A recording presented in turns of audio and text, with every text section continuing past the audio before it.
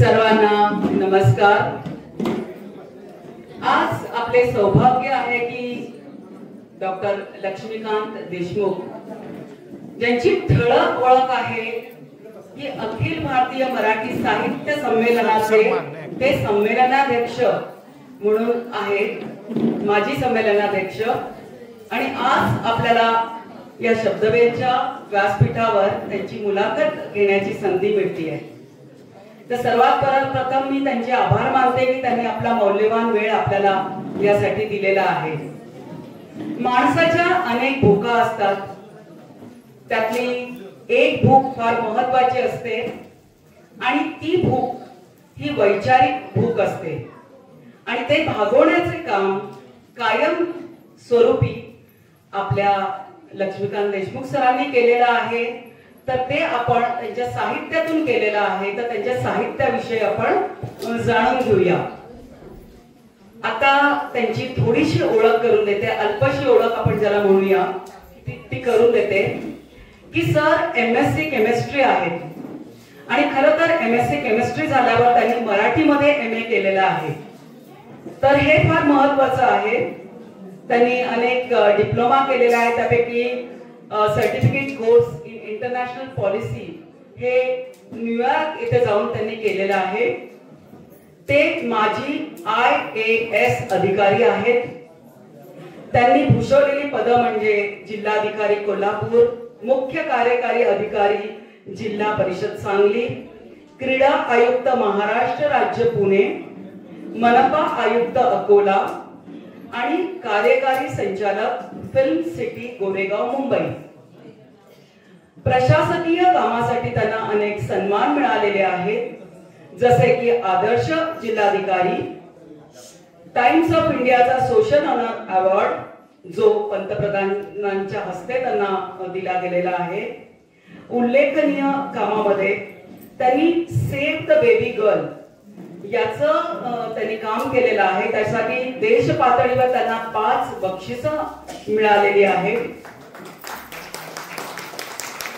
सांगली व कोल्हापूर जिल्हा निर्मल करण्यामध्ये त्यांचे महत्त्वाचे योगदान आहे। बरीच मोठी यादी आहे, पण 2007 मध्ये राष्ट्रीय युवा संमेलनाचे आयोजन त्यांनी केलेलं आहे। त्यांची साहित्यिक कार्यकर्ती म्हणजे सर्वात महत्त्वाचं साहित्यिक कार्य किंवा आपण ज्यांना ओळखतो त्यांना ते म्हणजे अखिल भारतीय मराठी साहित्य संमेलनाचे बडोदा येथे ते संमेलनाध्यक्ष होते। 2015 मध्ये नांदेड येथे संपन्न झालेल्या मराठवाडा साहित्य संमेलनाचे अध्यक्षपद त्यांनी भूषविलेले आहे। अन्य 20 साहित्य संमेलनाचे अध्यक्षपद त्यांनी भूषवलेले आहे आणि आज आपला सन्मान आहे की शब्दवेल साहित्य संघाचे अध्यक्ष म्हणून त्यांनी आपला मौल्यवान वेळ दिलेला आहे। त्यांच्या 10 कादंबऱ्या, 12 कथासंग्रह, 2 ललित गद्य, 3 प्रशासनपर पुस्तकं, 2 उर्दू शायरीवरील ललित चरित्र ग्रंथ, संकीर्ण अशी आजवर 33 पुस्तकं प्रकाशित झालेली आहेत।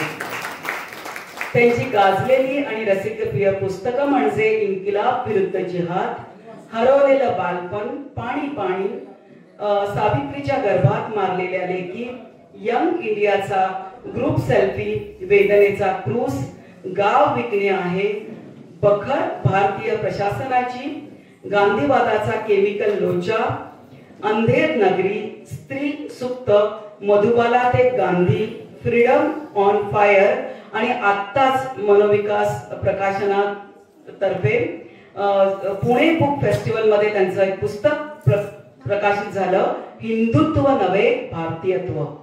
फार महत्त्वाचं पुस्तक आहे हे। काही आगामी पुस्तकही त्यांची आहेत आणि आता मी थोडंसं शेवटाकडे येते। त्यांना मिळालेले साहित्यिक पारितोषिक म्हणजे राज्य शासनाचे 3 पारितोषिक त्यांना मिळालेली आहेत, फार मोठी गोष्ट आहे। मसाप संस्थेने त्यांना 5 पारितोषिकं दिली आहेत, मसाप औरंगाबादने 3 पारितोषिकं दिली आहे। महाराष्ट्र फाउंडेशन वाङ्मय चर्चा प्रसादपन हा सुद्धा फार महत्त्वाचा पुरस्कार आहे आणि या पुरस्कारासहित अन्य 30 पुरस्कार त्यांना लाभलेले आहेत। आणखी त्यांची मोठी ओळख आहे, पण मला असं वाटतं की आता आपण असं करूया की त्यांची ओळख त्यांच्या आपल्या चर्चेमधून होईल. पण तरी सुद्धा मला सांगायला आवडेल की मराठी इंग्रजी माध्यमाच्या शाळेत सक्तीने मराठी शिकवण्याचा कायदा आंदोलन उभारून त्यांनी मंजूर करून घेतलेला आहे. मराठी भाषा धोरण सुद्धा त्यांनी मंजूर करून घेतलेला आहे. तर सर, खूप थोडक्यात मी तुमची ओळख देण्याचा प्रयत्न केला. तर मला असं वाटतं की आपण पहिल्या प्रश्नाकडे वळूया की एखाद्या पुस्तकानं आपली ओळख व्हावी असं प्रत्येकालाच वाटतं. खरं तर सरांची अनेक पुस्तकं आहेत की ज्या पुस्तकांनी आपण सरांना ओळखतो. पण इन्किलाब विरुद्ध जिहाद या कादंबरीतून समकालीन आंतरराष्ट्रीय राजकारणाचे धक्कादायक अंतरंग आपण उलगडून दाखवले आहेत. आणि मला असं वाटतं की या क्षणी इन्किलाब विरुद्ध जिहाद या पुस्तकासंबंधी आपल्या मनात जे जे काही येत आहे त्याने आपण या कार्यक्रमाची सुरुवात करूया.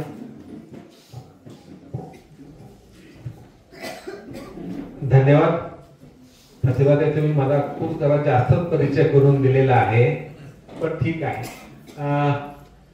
इन्किलाब विरुद्ध जिहाद ही माझी मराठीतली आंतरराष्ट्रीय कादंबरी आहे. यापूर्वी फक्त रणांगण ही कादंबरी आपण म्हणतो की विशा आंबेडकरांची आंतरराष्ट्रीय होती, परंतु ती आंतरराष्ट्रीय नव्हती. ते एका बोटीवर एक हिंदुस्थानी माणूस आणि एक ज्यू मुलगी यांची ती प्रेम कथा होती. परंतु मी जो परिसर निवडला तो अफगाणिस्तान होता, धर्मसंस्था निवडली ती इस्लामची होती, आणि तिथला जो संघर्ष होता तो कम्युनिस्ट विरुद्ध तालिबान. आपण सर्वांनी वाचलं असेल की तालिबान जेव्हा सत्तेवर आलं पुन्हा दुसऱ्यांदा 2020 साली, तेव्हा त्यांनी पहिली गोष्ट काय केली, सगळे स्त्रियांचं शिक्षण बंद केलं, त्यांना बुरख्यात घातलं आणि घराच्या बाहेर पडायचं नाही. घराबाहेर पडायचं असेल तर घरच्या नवरा मुलगा भावा बाहेर पडायचं नाही. अगदी त्यांनी शिक्षण 4थी पेक्षा पुढे शिकायचं नाही असा फतवा काढला 2 वर्षापूर्वी. आता तोही बंद केला. म्हणजे पूर्णपणे ते बंदिस्त केलेलं आहे. ते अवैज्ञानिक माणसं आहेत. तर एकेकाळी हा देश असा नव्हता. आणि यात हे का लिहा वाटलं की आज जो आंतरराष्ट्रीय दहशतवाद आहे इस्लाम प्रेरित, तो जो धोका घालतो आहे तो भारतात देखील आपल्याला आलेला आहे. आणि कुठल्याही धर्माच्या नावाने होणारा धर्मवाद किंवा अतिरेक हा घातकच असतो. आज पाकिस्तान भोगत आहे, अफगाणिस्तान भोगत आहे, उद्या भारत भोगू शकेल जर आपण असंच केलं आपण लोकांनी देखील. तर हा भाग आहे. म्हणून हा टेररिझम कसा पैदा होतो दहशतवाद, आणि त्याला धर्माची जोड मिळाली तर किती तो घातक होतो ह्याची एक प्रयोगशाळा म्हणून अफगाणिस्तान आहे. अफगाणिस्तान 1960 साली राजेशाही होती. तो खूप उदार राजा होता आणि तेव्हा अफगाणिस्तान हा अतिशय पुढारलेला बॉर्डर होता. तिथल्या अफगाणिस्तान स्त्रिया अगदी सलवार कमीज स्कर्ट देखील घालायच्या, खेळायच्या. आज सगळ्या स्त्रिया जर पाहिलं तर समजा ह्या ठिकाणी त्या महिला बसल्या असत्या तर बायासमोर फक्त एक काळा समुद्र आला असता बुरख्यांचा, सगळ्या स्त्रिया बुरख्यामध्ये. आणि त्यांची आयडेंटिटी कशी, ते फोटो कसे, नवरा बायको आहे म्हणजे समजा नवराचं नाव मोहम्मद आहे, बायकोचं नाव आयशा आहे किंवा फातिमा आहे किंवा जे काही नाव असेल तर तिथं पुढं त्याचा फोटो काढायचा आहे. तर त्याचा फोटो बुरखत असेल तर त्याचा नवरा किंवा मुलगा असेल, ह्या नवऱ्याचीही बायको, ह्या बापाचीही मुलगी, असं ते आयडेंटिटी कार्ड तयार करतात. इतकं ते आहे. त्यामुळे आपल्या जगामध्ये एका देशामध्ये अर्धी मानवजात जर आपण कोंडून टाकणार असू तर तिचा कुठेतरी आपण निषेध केला पाहिजे. लेखक काय करतो, त्याचं चित्रण करतो, त्याची भयावहता सांगतो. आणि ही राजवट अत्यंत अतार्किक अवैज्ञानिक आहे की आपण म्हणतो की माणसाचा माणूस झालेला आहे, दार्शनिकता सिद्धांत आपण मान्य केलेला आहे. पण अफगाणिस्तानमध्ये तिथल्या राजवटीचं मान्य नाही. ते म्हणजे आम्ही अल्लाचे मुलं आहोत, म्हणून त्या राजूची थेरी शिकायची नाही. आणि ज्या शाळेत विज्ञान शिकवलं जाईल तिथल्या त्या काळामध्ये 1999 मध्ये मुलांचे 10 बोट छाटले, म्हणजे त्यांनी हातात पाटी पेन्सिल धरून नये. तर हे इतके सिद्धांत जो अतिशय मॉडर्न होता. नंतर ज्या कम्युनिस्ट राजवट आली त्या राजवटीमध्ये उदारमत होता, त्या हुंडाबंदी केली, बुरखाबंदी केली, स्त्रिया शिक्षणात परवानगी दिली आणि स्त्रिया प्रत्येक क्षेत्रात वावरू लागल्या. 20 वर्ष त्यांनी हे स्वातंत्र्य एन्जॉय केलं आणि अचानक तालिबान सत्ता कशी आली, का आली आणि आल्यानंतर काय परिणाम घडला, ही कादंबरी आहे. मोठी कादंबरी 700 पानाची, परंतु मला वाटतं की ती कादंबरी मराठीतली पहिली आंतरराष्ट्रीय कादंबरी आहे आणि ती मला लिहिता आली याचा मला आनंद आहे की लोकांना आवडली, माझी ओळख झालेली आहे त्या कादंबरीपासून आणि मी अध्यक्ष झालो बडोदा संमेलनाचा. त्यामुळे त्या कादंबरीचा मोठं योगदान. तसं प्रत्येक पुस्तक महत्वाचं असतं, परंतु हे पुस्तक मला अधिक प्रेस देऊन गेलं कारण विषय वेगळा होता. आता आपण जेव्हा तुम्ही गावगाड्या लिहिता तर मी लिहितो ते चांगलं असेल, परंतु तसं अनेक लोकांनी लिहिलेलं आहे, त्याचे फार वेगळेपणा किती असणार आहे. दुष्काळ लिहिलं तर दुष्काळ अनेक कादंबऱ्या आहेत, प्रत्येक कादंबरी महत्वाचीच असते, परंतु त्यामध्ये फार असं थोडाफार वैविध्य असतं, परंतु ते आपलं माहीतच असतं. परंतु जे जर आपल्याला माहीत नाही ते लिहिणं, त्यासाठी अभ्यास करणं, परिश्रम करणं, त्या भागात जाऊन अगदी ते युद्ध चालू असताना तालिबान आक्रमण करते काबूल करण्यावर त्या काळात मी कंधारला होतो, आम्ही तसं पाहिलेलं आहे. ते मला लिहिता आलं, ते माझं भाग्य म्हणलं तरी आणि हे पुस्तक मला त्या अर्थानं महत्वाचं वाटतं माझ्या जीवनामध्ये. आता सर म्हणाले की ज्याचा अनुभव नसतो किंवा अनुभव घेऊन आपण कुठून कुठून मिळवून लिहितो तर ते महत्वाचं असतं लिखाणामध्ये. आता सरांनी भाषणामधून सुद्धा फार सुंदर उदाहरणं दिली की तुम्ही कुठून माहिती मिळवू शकता.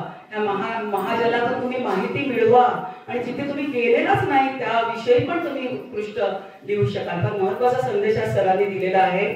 मला असं वाटतं की सरांनी जो आपल्याला उत्तर दिलंय तेच तोच घेऊन मी पुढे प्रश्न विचारते की स्त्री भ्रूण हत्या, तर ही स्त्री भ्रूण हत्या जी आहे ही त्या स्त्रीला कधीच आपल्या मुलाला मारायचं नसतं गर्भात, पण ही त्या सगळ्या पुरुषांना तिच्या नवऱ्याला असेल, सासू सासऱ्यांना असेल किंवा आणखी कोणाला असेल तरी तिला ते मूल नको असतं त्यांना जेव्हा ती मुलगी असते.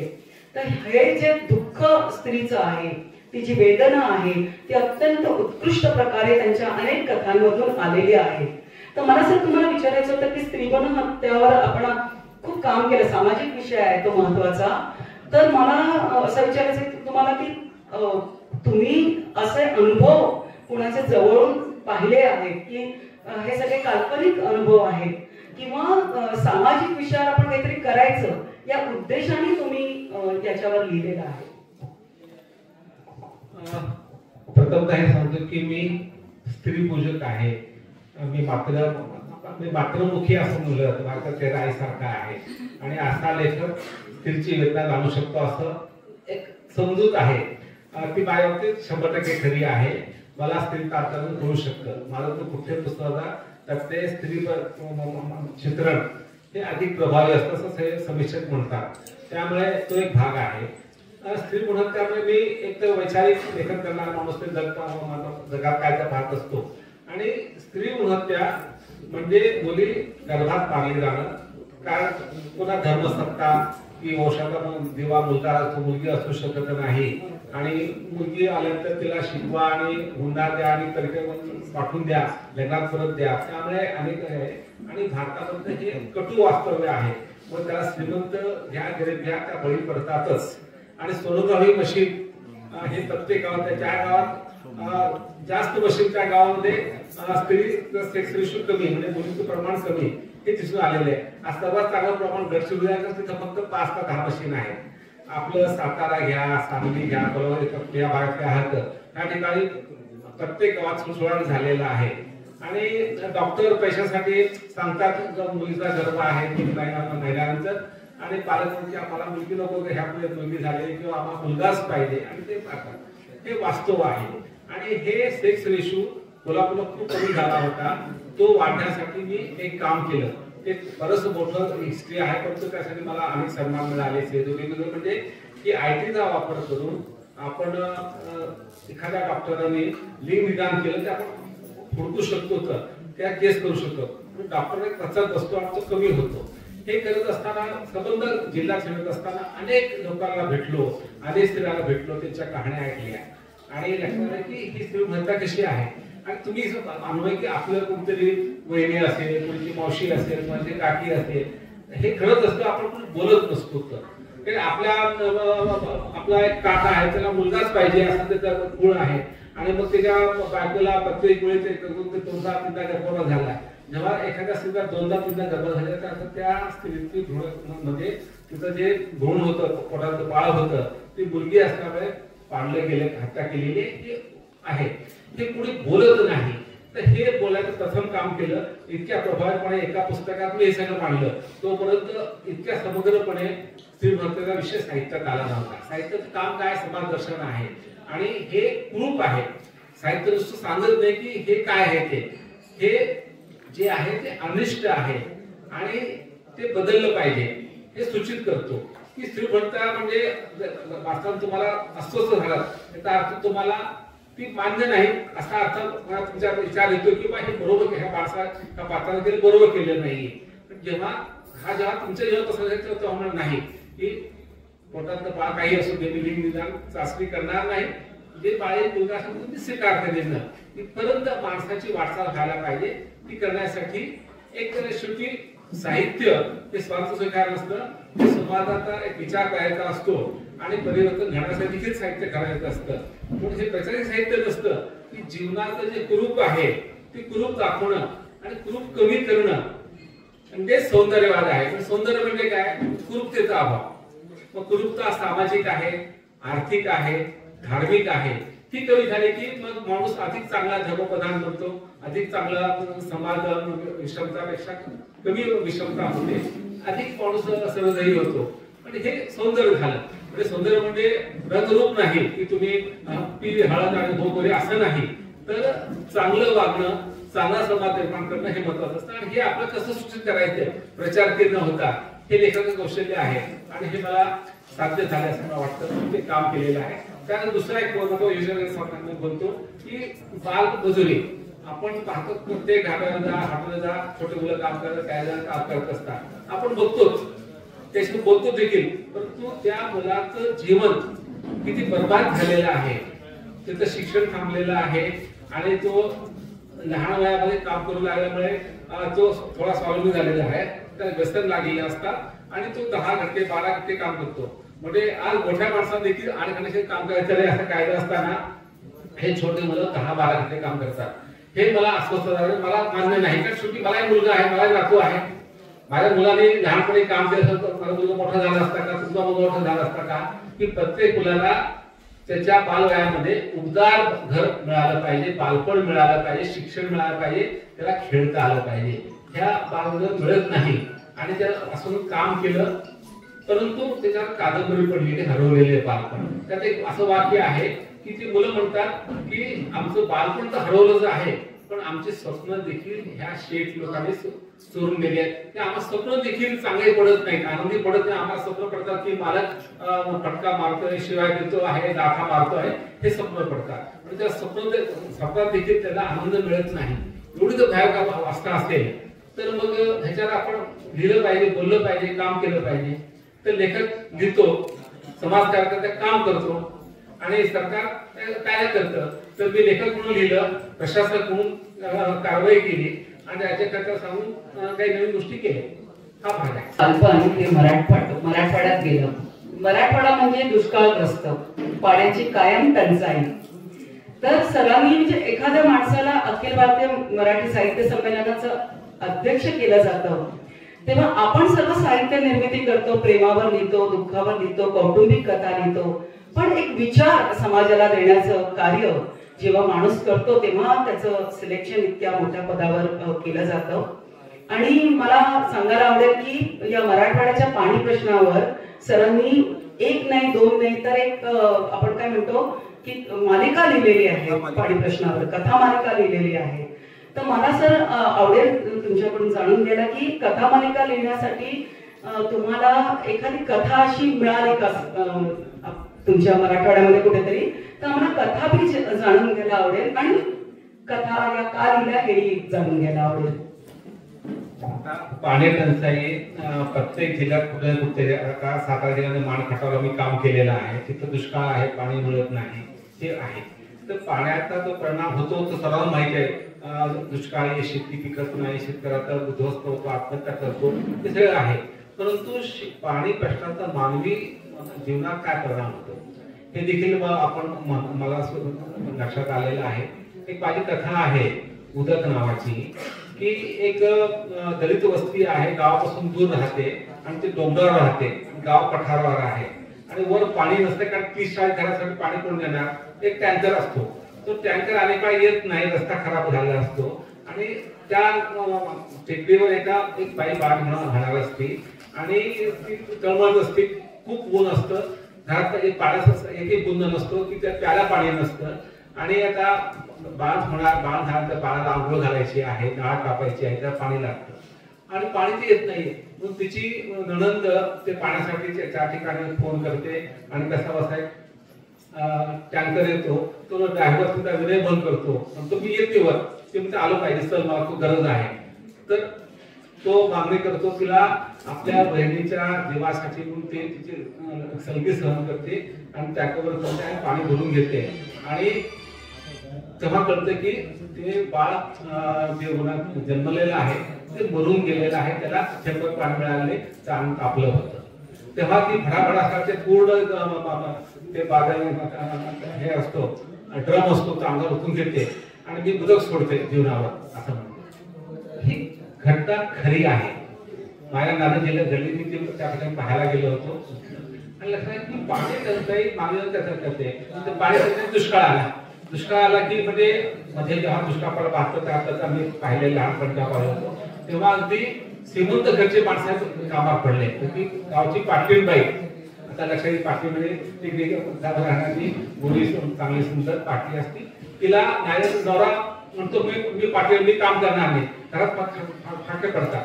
मग ती कामाला पडते आणि काम करू लागते. तिची सिंगल होती पण ती म्हणते मुलासाठी मला कमावलं पाहिजे. मग तिथं सौंदर्य गुणात काम करते, चेहरा राखतो, चेहरा काळवंटतो, तिची अंगाची मासलता कमी होते. नवरा म्हणतो तू आता पुरुष सुंदर राहिलीस, मला तू नकोस, आणि तो बाहेर बाजारात कोणा करतो. तेव्हा तिचं ते दुःख, माझा बांधा कमी झालाय पण तुम्हाला मन कणखर, माझं शरीर हाडकलं असेल पण तुम्हाला मन कणखर झालेलं आहे. मग ते सहन करते मुलासाठी. पुढल्या वर्षी पाऊस पडतो, बरकत येते, मग गौरव तू जाऊ नको, आता काय करायचंय, तू चांगला खा पी घरी राहा आणि तुला सुंदर हो. ती म्हणती ज्या नवऱ्याला फक्त सिद्ध ध्येय हवा आहे, सौंदर्य, ती स्त्री जीवनात कधी सुखी राहू शकत नाही. म्हणून मला जगण्याची व्यवस्था रोजगारीच्या कामावर गेलं पाहिजे, अशी ती कथा आहे. हे दोन कथा सांगितले, त्यामुळे पाणी टंचाईचं मानवी मोठा परिणाम दाखवलेला आहे. आणि मी असं गावचं आहे की माझ्या आजोबांनी 150 वर्षांनी स्थलांतर केलं होतं हैदराबादला, गावात शेती पिकत नव्हती म्हणून. आम्ही सगळं पाहिलेलं आहे.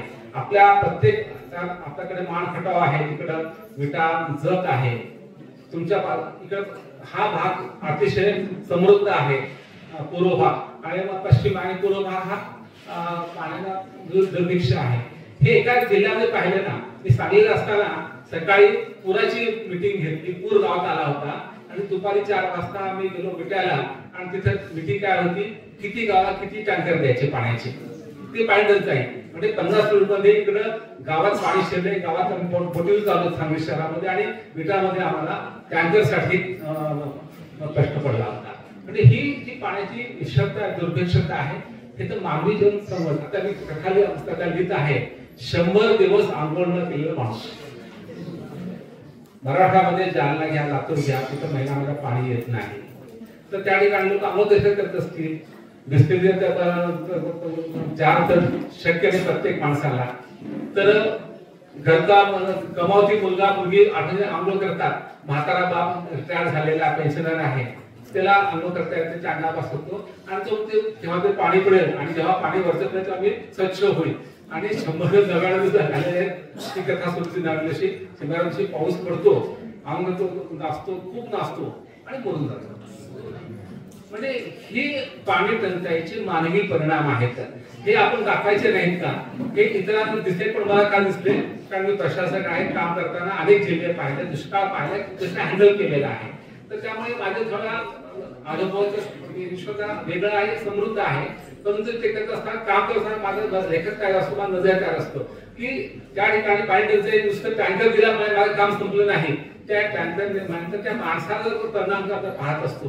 आता हे तर मी करू शकत नाही की तुम्ही गावात पाणी आलं नाही, पेरनं पाणी आलं आणि तुम्ही आंघोळ करणार एक महिनाभर, तर तुम्ही हा कसं एक 2 दिवस 3 दिवस आपण करू शकतो, 8 दिवस आपण संवहन करू. पण तिथं दुष्काळ आहे, ऊन तापलेलं आहे, त्या काळामध्ये आपण आंघोळ करणार असतो ते वाईट परिणाम होणार आहे. हा मानवी परिणाम टिपायचा प्रयत्न केलेला आहे. आपण सामाजिक कथांकडून आता आपण वेगळ्या कथांकडे जातोय की क्रीडा कथा नावाचा नवीन प्रकार आणि पहिल्यांदा सरांनी तो आणलेला आहे. आपल्याकडे आतापर्यंत जे पूर्वीच्या काळी जे सिनेमे होते त्याच्यात खूप काल्पनिक कथा असायच्या आणि आता थोडासा ट्रेंड बदललाय. आपण रिअल हिरोज कडे पाहतो, म्हणजे MS Dhoni the untold story असेल किंवा चंदू चॅम्पियन सारखी कथा असेल, तर हे जे रिअल हिरोज आहेत तर त्यांच्यावर सरांनी असंख्य कथा लिहिलेल्या आहेत. तर त्या कथांविषयी आपण थोडंसं त्यांच्याकडून जाणून घेऊया. मला खात्री आहे, परंतु मला हिरो खेळातल्या हिरोपेक्षा खेळातला अपयश ठरून तो मागे पडलेला जो आहे कलावंत त्याचं जास्त होतं. कारण मी म्हणतो सुखाची किंवा यशाची कहाणी काय सांगायची. सचिन तेंडुलकर कथा लिहू शकत नाही, तर तेंडुलकर पहिल्या दिवशी आला आणि शेवटपर्यंत तो टॉपलाच राहिला, तो कधीही पराजित झाला नाही आणि भारताचा झाला अवघ्या 40 वर्षी. त्या जीवनामध्ये खेळाच्या संदर्भामध्ये डाऊन नाही तर सगळे अपच वर गेले. आपण काय लिहिणार, फक्त त्याची कहाणी लिहिणार, किती रन केले किती हे पाहणार, परंतु दुःखाची कहाणी. त्याचा जो मित्र होता सचिन कांबळे, विनोद कांबळे, आपण मध्ये फोटो पाहिला असेल दोघांचा. विनोद कांबळेला दोघे एकत्र खेळतो, दोघे तृतीय गुणी होते, म्हणतात की हा जास्त गुणी होता, परंतु त्याला संधी 3 वर्ष उशिरा मिळाली सचिन पेक्षा. खेळामध्ये त्याला चान्स मिळाला आणि जेव्हा त्याला संधी मिळाली तेव्हा पहिल्याच सिरीज मध्ये त्याला 2 डबल सेंचुरी आणि सेंचुरी मारली. आणि तेव्हा ते काय लोक म्हणले किंवा तुम्ही हे केलं का, म्हणजे सचिनची बरोबर करत आहात असं वाटतं. हो म्हणे, आम्ही दोघेही बॅट्समेट एका लंगोटिया, त्याला संधी लवकर मिळाली, तर मला त्याला गाठायचं असेल तर पायऱ्या चढून चालणार नाही, तर मला लिफ्ट वर गेलं पाहिजे. आणि नंतर तो बहकत गेला, त्याला बाहेर पडला आणि तो बर्बाद झाला व्यसनामुळे आणि त्याच्या बेकार वागण्यामुळे. आणि मग त्याला त्याचं झालं. मग मला पडलं की ज्याची लिफ्ट वर चालली होती सुरुवातीला ती मध्येच बंद पडलेली आहे. माहिती का, बंद लिफ्ट आहे. की बंद लिफ्ट मध्ये त्याचं वागणं कसं होतं, त्यामागची पार्श्वभूमी काय आहे, मग त्याला धर्माचा पदार कसा आहे, तो दलित असल्यामुळे त्याला किती त्रास झाला असेल, अभाव किती आहे, ज्या माणसाला काहीच मिळत नाही त्याला वफक जास्त असते, त्यामुळे त्याला जेव्हा यश मिळालं, पैसा मिळाला, तेव्हा ती वफक झाली. मग त्याला सगळे व्यसन करायला सुरू केलं आणि त्यातून तो मागे पडत गेला. म्हणजे समर्थन नाहीये की वस्तुस्थिती मानवी अंगाचा आहे प्रकार असतो, त्याबद्दल आपल्याला सहानुभूती वाटते, परंतु हे आहे की तो सचिन इतका मोठा होऊ शकला असता झाला नाही. तर मला सचिन पेक्षा विनोद कांबळेमध्ये जास्त रस आहे. आपल्या सातारची नंदा जाधव, तिचा दुर्दैवी शेवट हा मला जास्त मोह घालतो कथा लेखक म्हणून. ती एखाद्या किंवा मेरी कोम ही खूप जिंकली, तिने 6 वर्ल्ड चॅम्पियनशिप बॉक्सिंग मध्ये, तर तिची सहकारी सरिता देवी होती, ती नेहमी नंबर 2 राहील. तसा स्टेफी ग्राफ ही नंबर 1 होती, परंतु मोनिका सेलेस असताना ती नंबर 2 होती, तिला हरवलं होतं. आणि मग हिच्या चाहत्यानं आपल्या स्टेफी ग्राफ तिची हिरो आवडते, तिचा बराबर नसल्यामुळे तिच्या चाहत्यानं त्या चाकू हल्ला केला आणि तिला 2 वर्ष खेळता आलं नाही. ती मागे पुढे पुन्हा आली, तोपर्यंत ही खूप पुढे गेली, नंबर 2 झाली.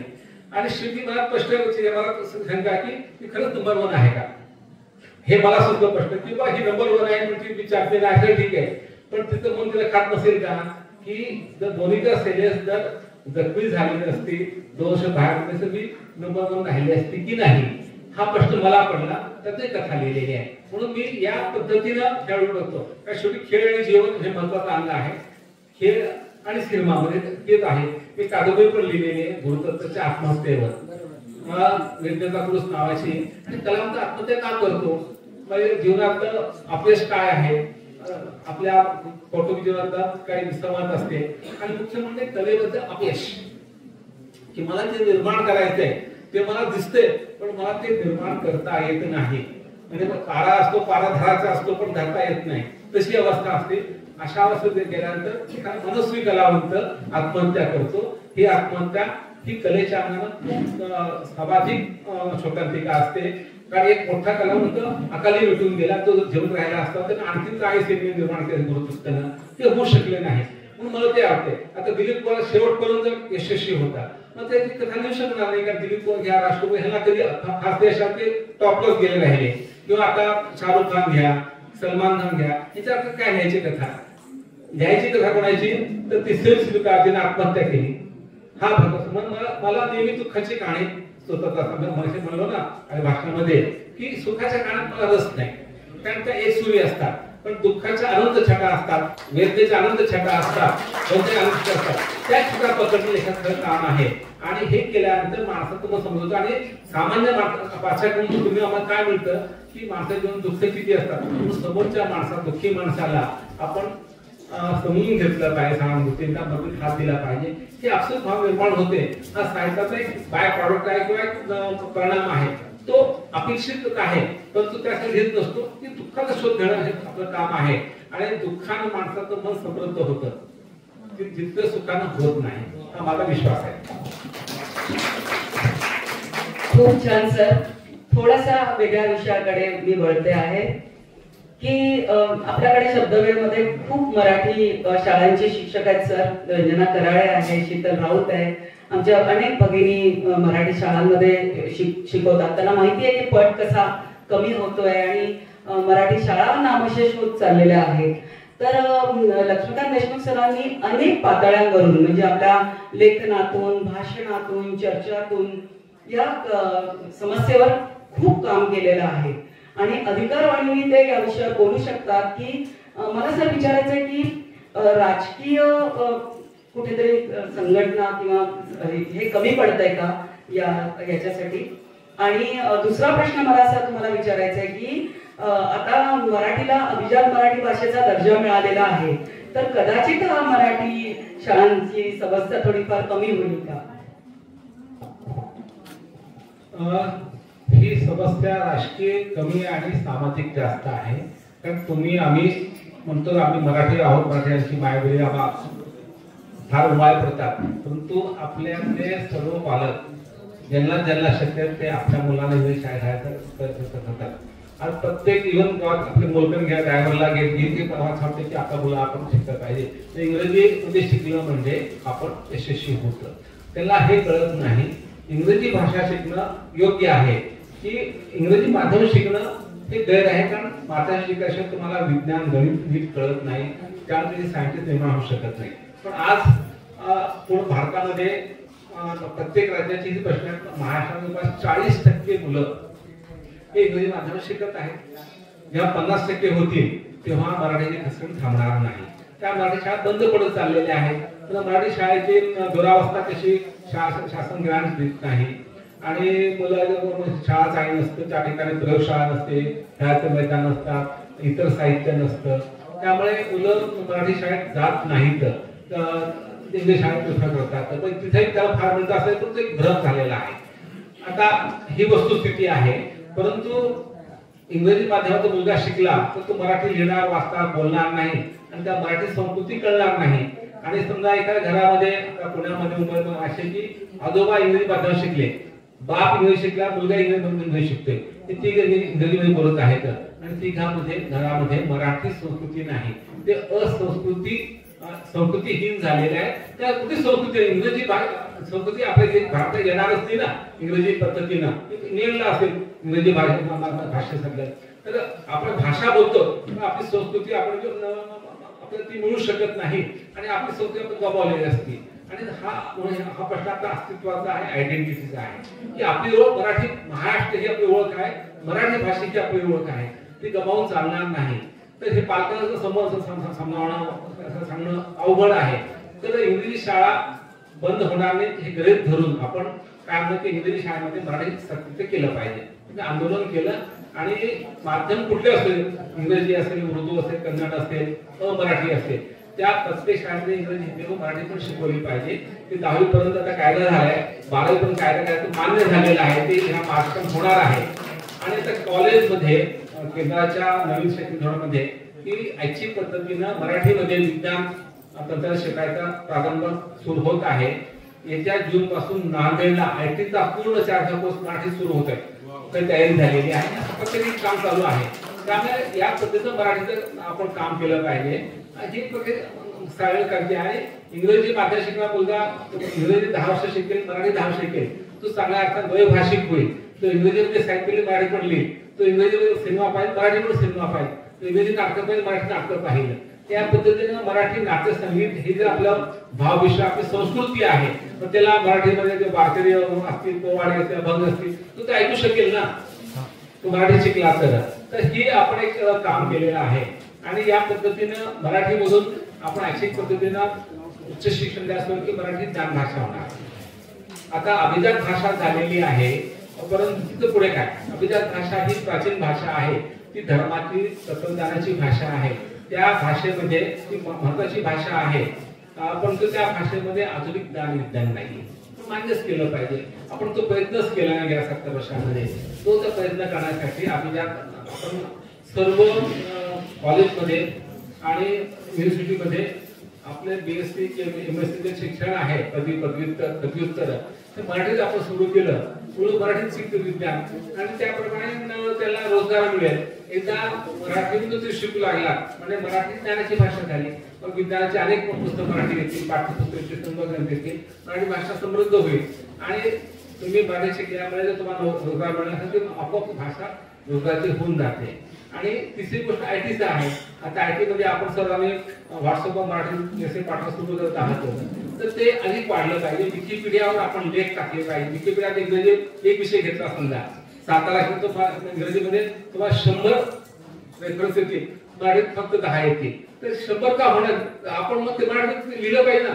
तुम्ही 7 आहात, तुम्ही आता बोलताना किती रेफरन्सेस दिले, हे सगळे रेफरन्सेस मराठीत 7 गेले आपण मिळाले पाहिजे विकिपीडियावर.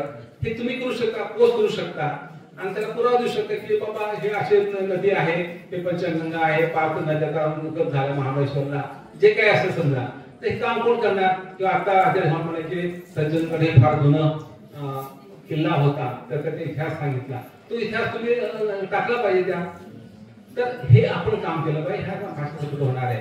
अभिजात भाषा ज्ञान भाषा झाली पाहिजे. आणि ह्याच्यात असताना आपल्याला बोली भाषा आपण ती जगवली पाहिजे, जीवन ठेवली पाहिजे. आणि बोली भाषेचं डॉक्युमेंटेशन केलं पाहिजे. आणि बोली भाषेचे चांगले शब्द, गोडवा आणि सहजपणा घेऊन आपली जी मराठी प्रमाण भाषा आहे ती आपण सुबोध भाषा केली पाहिजे. तरच खऱ्या अर्थानं मराठी लोकांना अपील होणार आहे. आणि हे काम सुरू झालेलं आहे. आणि गुगल ट्रान्सलेट मध्ये कसं कुठलीही भाषा न शिकता आपण दुसरी कुठली आपण मराठीत व्यवहार करू शकतो. म्हणजे कसं गुगल ट्रान्सलेट 120 भाषावर काम करत आहे. समजा मी मराठी आहे, मी चीनला गेलो व्यापारासाठी, मला तिथं एक कारखाना काढायचा आहे, तो चीनी माणूस आहे, त्याला फक्त चीनी भाषा येते, मला फक्त मराठी भाषा येते. तर आमचं अर्थात आडत नाही गुगल ट्रान्सलेट. मी मराठीत बोलेल, वेळ टाइम त्या माणसाला ते भाषा त्याला चीन भाषेत कळेल, तो उत्तर चीन भाषेत घेईल, आपल्याला त्या भाषेतून मराठीमध्ये ते आपल्याला कळेल, आपल्या यावर कळेल आणि आपला व्यवहार पूर्ण होईल. म्हणजे आता गरज काय आहे की मराठी भाषा आपण पुढील 20-30 वर्ष नीट जतन केली पाहिजे, वाढवली पाहिजे. तर आणखीन एक 2050 नंतर आपल्या गरज पडल्यास दुसरी भाषेची पण कुठल्या भाषेचं गुगल ट्रान्सलेट त्या लेखाचं पुस्तकाचं ट्रान्सलेट मिळणारच आहे आपल्याला. त्याचं आपलं काम होणार आहे. मग तुम्हाला रेफरन्स हवे असतील तर इंग्रजी वाचायची काय गरज तुम्हाला करू शकता. हे इतकं आपल्याला पद्धतीने काम केलं पाहिजे. म्हणून शाळेमध्ये मराठी शिकलं पाहिजे, अकरावीवर मराठी शिकलं पाहिजे, कॉलेज मराठी आलं पाहिजे. ह्या 3 गोष्टी केल्या तर मराठी ज्ञान भाषा आयटी भाषा होणार नाहीये. आणि असं एक दिवस येईल लवकरच. आपल्या ह्याचे बरेचसे 30-40चे आपले आपण लोक आहात, तुम्ही आणखी 30 वर्षांनी पाहाल की मराठीमध्ये व्यवहार करून तुम्ही जपानला गेला तरी तुम्हाला अडचण येणार नाही. तुम्ही मराठीत बोला, ते उत्तर जपान उत्तर देईल आणि तो आपण मराठी उत्तर कळेल आपल्याला आणि ते आपण स्थळ दर्शन करू शकाल. ही पाळी येणार आहे.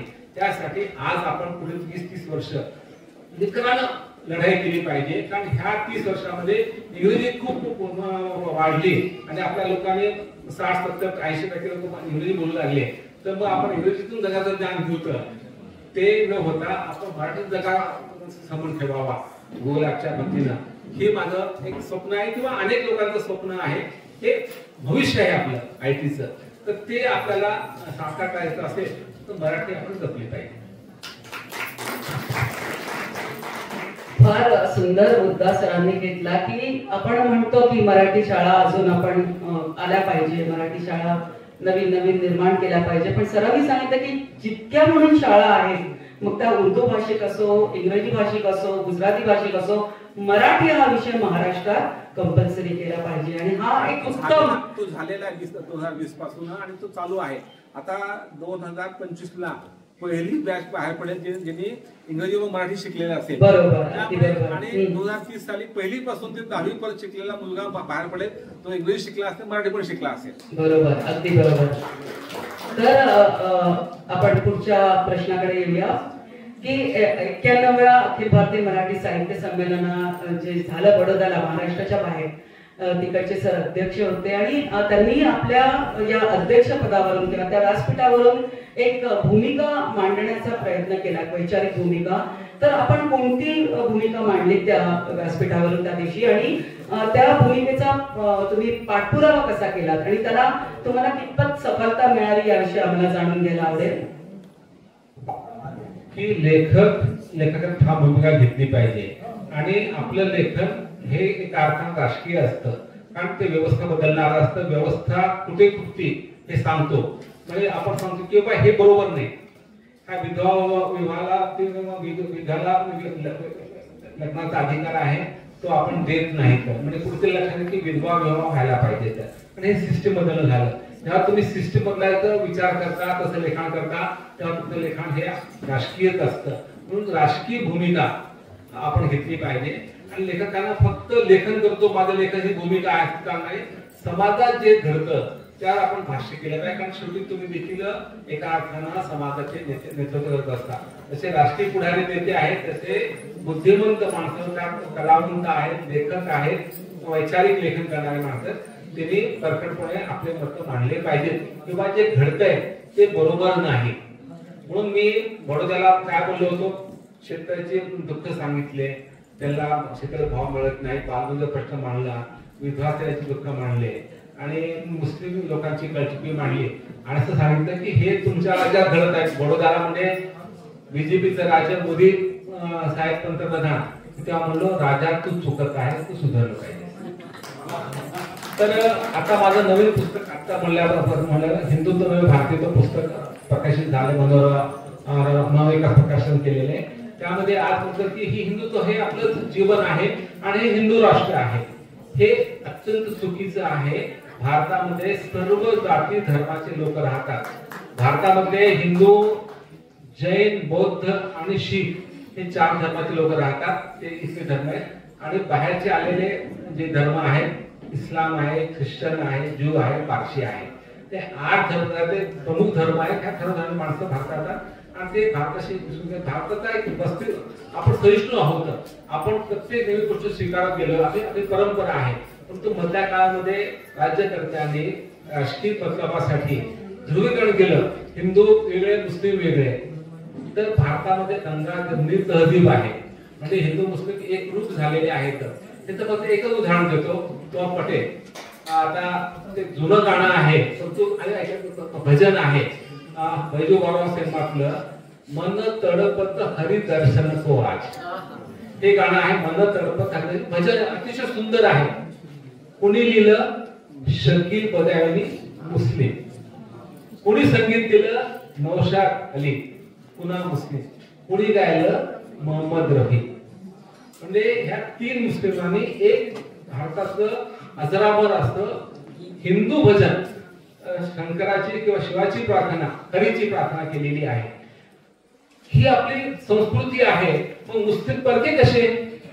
आज भारतामध्ये जे टुरिस्ट स्पॉट आले तर कुठले येतात? भारतात लोक येतात, एक ताजमहल पाहायचा, दुसरा अजेंडा पाहायचा. सर्वात जास्त लोकप्रिय आहेत. एक निर्माण केलं बुद्ध लोकांनी, अजिंठा बौद्धाचे आहे. वेरूळमध्ये हिंदू बुद्ध आणि हे जैन लेणी आहेत, पण अजिंठा आहे जवळपास बौद्ध लेणीच आहेत. ते जगाचं टुरिस्ट स्पॉट आहे. ते बुद्ध धर्माने, मग बुद्ध धर्म आपल्या माणसं नाहीत का, बांधव नाहीत का? मग ते दलित बुद्ध झाले म्हणून त्याला आपण दूर लटणार आहोत का? आणि ताजमहल ते चुकीचे भंकस आहे ना ते.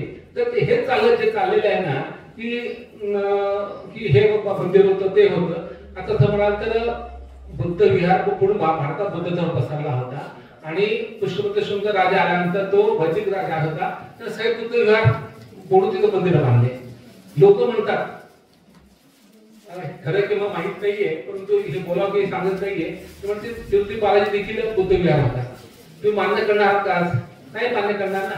आज जे आहे मग ते मस्जिद आहे, मंदिर आहे, बुद्ध विहार चर्च आहे, ते कायम राहावं असं आपण कायदा केलेला आहे की 15 वर्षांसाठी जे स्ट्रक्चर होतं, मग ते मस्जिद असेल किंवा ते मंदिर असेल, ते कायम ठेवायचं. ते ह्यापूर्वी 100-500 वर्षापूर्वी काय झालं की इतिहास काळामध्ये जे काही घडलं असेल तेव्हा काही राजे तसेच होते ना, जुलमीच होते. फक्त मुस्लिम राजे जुलमी होते का, हिंदू राजे जुलमी नव्हते का? खूप जुलमी होती माणसं. पेशवाई काय होती? जुलमी होती तर दुसऱ्या बाजूला. मग मुस्लिमांना फक्त नाव काय ठेवायचे? तर हे बरोबर नाहीये. आता आपण सर्व भारतीय आहोत. जे भारतात मुस्लिम राहिले त्यांनी भारत आपला देश पाळला, ते पाकिस्तानात गेले नाहीत. त्यांच्या भक्तीचा आपण देशभक्ती आपण शंका घेता कामा नये. ते आपल्या इतकेच ह्या देशाचे भागीदार आहेत. जितका हक्क मला आहे तितका त्यांना हक्क आहे. हे माझं अभ्यास सांगतो, माझं तत्वज्ञान सांगतं. मी मराठवाड्याचा आहे, तिथं मुस्लिम लोकांचं प्रमाण खूप आहे. त्याला मी नेहमी म्हणतो, एक उदाहरण कसं हिंदू मुस्लिम व्यक्त पुरस्कार कसा आहे, परंतु मराठी माझी आई आहे आणि उर्दू माझी मावशी आहे. हे माझं वाक्य आहे. मी बोलतो, परवा बोलतो ठाण्याला, आणि त्या भावनेतून मी उर्दू कवी साहिल उद्यानवी, दुसरा उर्दू कवी करते असलेले पुस्तक तिथे समोर ठेवलेले आहेत. तर ते काय लिहिलं की उर्दू ही भारतीय भाषा आहे, मुस्लिमाची भाषा नाही. ज्या भाषेमध्ये गुलजार लिहितो तो हिंदू आहे, शीख आहे. ज्या भाषेत प्रेमचंद लिहितात आणि भारताचा सगळ्यात मोठा लेखक कोण आहे? प्रेमचंदच आहे. आणि ते उर्दू लिहायचे, ते हिंदू होते. ही त्यांची भाषा कशी झाली हो? भाषेवरून, खाण्यापिण्यावरून. आता मला सांगा, पश्चिम महाराष्ट्रात तांबडा पांढरा रस्सा किती फेमस आहे, आणि तुम्ही म्हणतात की तुम्ही मांस खाता, पक्षी खाता, म्हणून तुम्ही खरे हिंदू नाहीत. आपण मान्य करूच का? लोक तर बंगालमध्ये माशाला गंगा माता प्रसाद म्हणतात. म्हणजे खाण्यापिण्यावर धर्म नसतो. धर्म हा सत्याचा शोध घेणारा असतो, आणि सर्व धर्म सत्याचा शोध घेण्याचा फक्त मार्ग भिन्न आहे असं महात्मा गांधी म्हणायचे. त्याच्या मार्गात थोडी श्रद्धा आहे. म्हणून हिंदुत्व हा आपण म्हणजे हिंदुइझम हा हिंदुत्व नाही, हिंदुत्व म्हणजे राष्ट्रीयत्व नाही. तर हिंदुत्व नव्हे, भारतीयत्व हा आपला असं पाहिजे. आणि आपलं भारतीयत्व ज्यामध्ये सर्व ही बहुधार्मिक, बहुभाषिक, बहुसंस्कृत देश आहे, ही आपली ओळख आहे. म्हणून हे भारतीयत्व हे आपलं राष्ट्रीयत्व असलं पाहिजे. ह्या अनुषंगाने माझं पुस्तक निर्माण झालं. हो, सरांनी 2 उर्दू शायरांवर ललित चरित्र ग्रंथ लिहिलेला आहे. आणि सरांनी आता जे सांगितलं, आताच नुकतीच पुणे बुक फेस्टिवल मध्ये मनविकास प्रकाशनाचा आपला नवीन ग्रंथ, जो वैचारिक ग्रंथ आहे, हिंदुत्व नव्हे भारतीयत्व, याची निव्वळ अनुक्रमणिका जरी आपण वाचली तरी दडपण येते. तर सरांनी काय लिहिले ना, याचा मी फक्त त्यांच्या मनोगतातलं एक छोटासा परिच्छेद वाचून दाखवते. पण खऱ्या अर्थानं महाराष्ट्र लोकसेवा आयोगाच्या परीक्षा देताना खोलवर जात भारतीय संविधानाचा अभ्यास केला, संविधान सभेतल्या चर्चा वाचल्या, आणि जोडीला भारतीय इतिहासावरील रोमिला थापर, बिपिन चंद्रा, इरफान हबीब आदींच्या पुस्तकांच्या व क्रिटिकल वाचन अभ्यासाने मी खऱ्या अर्थानं संविधानवादी बनलो. माझा मराठवाडा ज्या निजाम संस्थानाचा भाग होता ते हैदराबाद संस्थान मुक्ती संग्रामाने भारतात विलीन झाले. पण तो लढा मुस्लिमांविरुद्ध नव्हता, तर जुलमी निजामांविरुद्ध होता. ही भूमिका स्वामी रामानंद तीर्थ यांनी घेतली होती. त्यामुळे रजाकाराचे अत्याचार होऊनही हैदराबाद मुक्ती संग्रामाला हिंदू विरुद्ध मुस्लिम असे धार्मिक द्वेषाचे रूप प्राप्त झाले नाही. या साऱ्याचा परिपाक म्हणजे मी भावना आणि बुद्धी दोन्हींनी जसा समाजवादी विचारांचा बनलो तसाच सेक्युलर पण बनलो. भारताचे उज्ज्वल भविष्य हे हिंदू मुस्लिम एकता आणि सामाजिक सौहार्दावर अवलंबून आहे. त्यामुळे आपण संविधानिक नैतिकतेचे कटाक्षाने पालन केले पाहिजे. हा माझ्या विचारांचा स्थायीभाव झाला. त्याचे मी प्रशासकीय सेवेत कटाक्षाने पालन केले आणि आता एक भूमिका घेणारा लेखक कलावंत म्हणून त्यावर सातत्याने लिहित आणि बोलत आहे. तर मला यावर एक प्रश्न विचारायचा सरांना की सर, तुम्ही हे सगळं असं जेव्हा लिहिता, एखादी भूमिका मांडता, तेव्हा समाजात वेगळ्या वेगळ्या विचारांची माणसं असतात, तर याचं दडपण तुम्हाला लिहिताना येत नाही का? हे दडपण मनात असतं, परंतु ते आपण झोकारून गेलं पाहिजे. कारण जे इष्ट आहे ते बोललंच पाहिजे. आणि विचार कलहाला आपण घाबरता कामा नये असं आगाचं शिकवण आहे. इष्ट ते बोललं पाहिजे आणि बोलताना परिणामाची किंमत मोजली पाहिजे. आता हे जे पुस्तक हिंदुत्व भारतीयत्व आहे, हे पुस्तक प्रकाशक अरविंद पाटकर आहेत. ते एकेकाळचे कम्युनिस्ट चळवळीचे मोठे कार्यकर्ते होते. ते म्हणले, हे पुस्तक लिहिल्यानंतर तुम्हाला त्रास होईल, काही विचार केलेला आहे का? तर म्हणलो, माझ्या पत्नीनं मला ते सांगितलं, हे नाव बदला, नाव हे करतो होऊ नका. जरा हे कारण लोकांना ताबडतोब कळतंय की हे अगेन्स्ट बीजेपीच्या विचारधारेचे आहेच. ते संघाच्या करावर टीका केलेली आहे. ते नाव बदला असं मला प्रकाशक म्हणले आणि माझे घरचे माणसं म्हणले. मी थोडासा विचार केला. म्हणलो, आता आपण लिहिले ह्याचे लेख प्रसिद्ध झालेले आहेत आणि भूमिका घेतली आहे, तर भूमिका घेतली असेल तर आपण त्याची किंमत मोजलीच पाहिजे. आणि तरुणपणे मी 8 दिवस जेलमध्ये गेलो होतो. आता म्हातारपणे जाईल, त्यापेक्षा काय होणार आहे?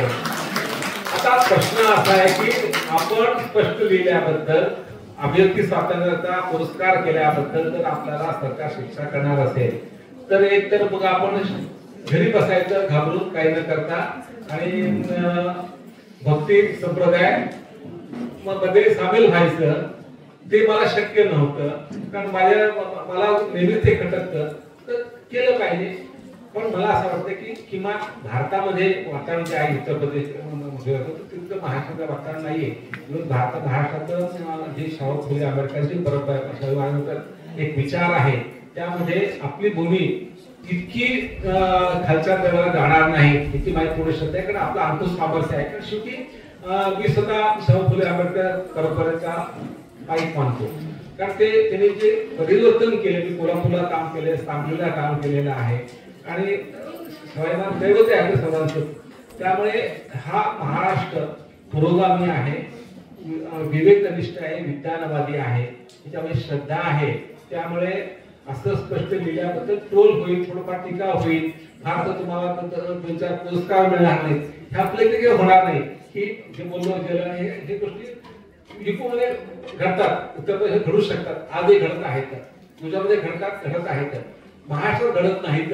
त्यामुळे मी त्या अर्थानं निर्धास्त आहे. पण समजा तसं काही प्रश्न आला तर पाहूयात आणि त्यानंतर मग बाहेर आल्यानंतर नवीन पुस्तक लिहिन.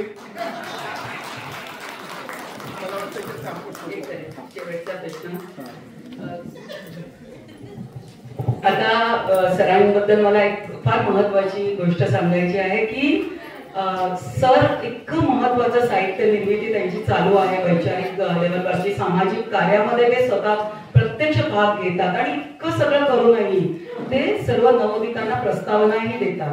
तर ही सगळी कामं त्यांची सगळी चालू आहेत. ते कसं कामाचं नियोजन करतात, वेळेचं नियोजन करतात मला नाही माहिती, पण खूप मोठ्या प्रमाणात ते खूप काहीतरी कार्य करत आहेत. आज शब्दवेध सारख्या आपल्या संमेलनाला त्यांनी एक फोन केला आम्ही की सर अध्यक्ष म्हणून याल का, तुम्हाला आम्ही काही फार देऊ शकणार नाही किंवा काय, इतकं आम्ही प्रत्यक्ष बोलून सुद्धा सर आले. आज आमचे सगळे हे सगळे तरुण पोर आहेत सर, आणि यांना तुम्ही आज मार्गदर्शन करताय. आज त्यांच्या हातून सुद्धा काहीतरी वैचारिक निर्मिती निश्चितपणे होणार आहे याची गॅरंटी तुम्ही सगळ्यांनी मला इथे द्यायची आहे. त्याच्यासाठी आपण सरांना इतकं दुरून बोलवलेलं आहे आणि सरांनी वेळ दिलेला आहे. तर आज तुम्ही आमचे संमेलनाध्यक्ष होतात, त्याच्यावरून संमेलनाध्यक्ष होतात, तर त्याच्यावरून आम्हा लोकांसाठी तुम्हाला काही संदेश द्यायचा असेल तर तो देऊन इथेच मी त्यांचे आभार मानते आणि त्यांच्या उत्तराने हा कार्यक्रम संपेल असे जाहीर करते. शेवटचं भरतं वाक्य मगाशी बोललो होतो की तुम्ही आम्ही आपल्या प्रतिभेचं वरदान लाभलेलं आहे. प्रतिभा त्याला नावाचे आहे वरदान आणि प्रतिभेचे वरदान आहे. तर आपण लिहिता म्हणजे तुम्हाला लिहा वाटतं. आता आपण काहीचं पुस्तक प्रकाशित केलं वसंत लीला नावाचं, तर 10वी शिकून देखील इतक्या छान लिहू शकतात. प्रतिभा ही वेळेवर आलेली आहे. प्रतिभा आल्यानंतर आपण जे लिखाण करतो आपण जबाबदारी वाटते की लेखक हा थोडासा स्पेशल घटक होतो सामान्य माणसापेक्षा, आणि आपण लेखक आहोत, तो वाचक आहे. तर लेखकाची जबाबदारी जास्त असते. लेखन करताना आपण जबाबदारी लेखन केलं पाहिजे आणि सकस केलं पाहिजे, हा भाग आहे. आणि लेखक तुम्ही काय विचार करता, तुम्ही लेखनामध्ये सती प्रथा पुन्हा आली पाहिजे किंवा माधवराव कहाणी मी लिहिली आणि सती कशी केली रमाबाई हे तुम्ही रंगवून रंगवून सांगितलं, किंवा एखाद्या कथेमध्ये तुम्ही बलात्कार प्रसंग केला आणि तो इतका चविष्ट केला की लोकांना त्याचे घृणा वाटायला पाहिजे, न वाटता आनंद मिळत असेल, तर तुम्ही चॉईस तुमचा असतो की तुम्ही सती प्रथेचं समर्थन करणार आहात का धिक्कार करणार आहात, बलात्कार समर्थन करणार आहात का त्याबद्दल घृणा निर्माण होईल असं लेखन करणार आहात. चॉईस तुमचा असतो. जबाबदारी इथं असते. ही जबाबदारी आपल्याला कळली पाहिजे. आणि लेखकाला हे जर भान नसेल की आपण काय अनिष्ट गोष्टीचा प्रचार करतो तर तो लेखक नाहीच आहे. की अनिष्ट गोष्टी दाखवा, त्याच्या काळावर ते लिहित असताना त्याच्याबद्दल एक घृणा निर्माण होईल आणि ही अनिष्ट प्रकार किमान मी पाळणार नाही. आता मी श्री गुणाच्या पुस्तक त्यामध्ये अनेक वेळा सांगितले की एकाला सांगितलं मला पत्र आलं होतं बाईचं की मी ठरवलं की मला 2 मुली, मला एक गर्भपात केला, पण आता मी गर्भपात करून घेणार नाही. बाईचं मला काय पत्र आहे, हा मला खूप मोठा मला एक पुरस्कार आहे. मी मुस्लिम स्त्रियांवर लिखाण केलेले वेदना मांडलेले आहेत. तर मला अनेक मुस्लिम स्त्रिया मला भाऊ म्हणतात, मला हक्कानं त्यांचे कष्ट सांगतात.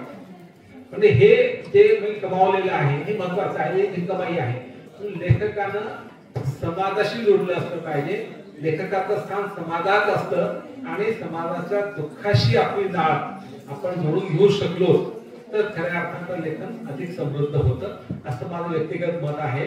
अनेक लोकांना मानलेलं आहे, मी पुन्हा मानतो की आपण आपलं लेखन अधिक समृद्ध कसं करा तर लोकांचं जीवन समजून घ्या, त्यांच्या दुःखाचा शोध घ्या आणि तो दुःखाचा शोध तुम्ही मांडा प्रामाणिकपणे आणि प्रभावीपणे.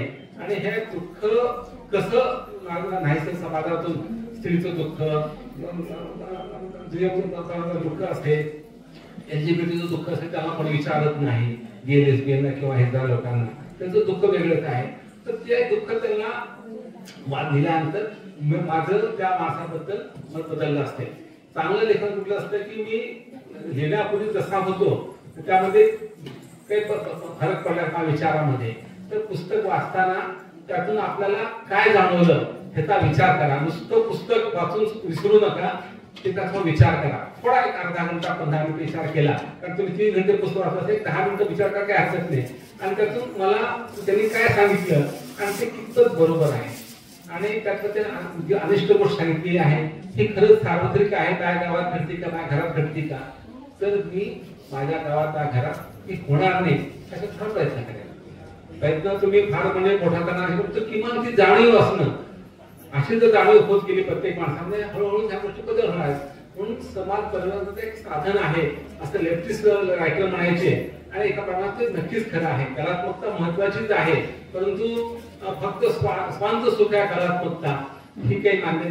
एक वाद होता कलेसाठी कला, आता कोणी म्हणत नाही त्यामध्ये जीवनासाठी कला आणि पेदान म्हणते की ज्ञानासाठी कला. हा म्हणजे जीवन आणि ज्ञान ह्या दोन गोष्टीचा तुम्ही शोध घेतला तर तुमची कला, साहित्य कला असेल किंवा अन्य कला असतील त्या भरतील. तर त्यासाठी आपण प्रयत्न केला पाहिजे. लेखन करणं म्हणजे तुम्हाला एक वसा आहे तो टाकायचा नसतो आणि आयुष्यभर तो जपायचा असतो. त्यासाठी साधना करायची असते. ती साधना आपण किती करू शकता यावर तुमचं लेखनाचे करिअर अवलंबून आहे. तुम्ही किती मोठे होऊ शकता हे तर अवलंबून आहे. आणि प्रत्येकात एक क्षमता आहे, फक्त आपण आळस करतो. प्रत्येकात काम असतं, व्यवधान असतात, चिंता असतात, असं असतात. तर तिला आपण स्पेशल चाइल्ड ऑफ गॉड असं म्हणून आपल्याला त्या देवानं किंवा विद्यार्थ्यांना थोडी प्रतिभा दिलेली आहे. ती प्रतिभा 10% असेल तर परिश्रम करून, अभ्यास करून, लेखन कामाटी करून, रियाज करून 10 ते 25% करता आली पाहिजे तर ते मोठे होऊ शकतात. मला एवढं सांगायचं. धन्यवाद.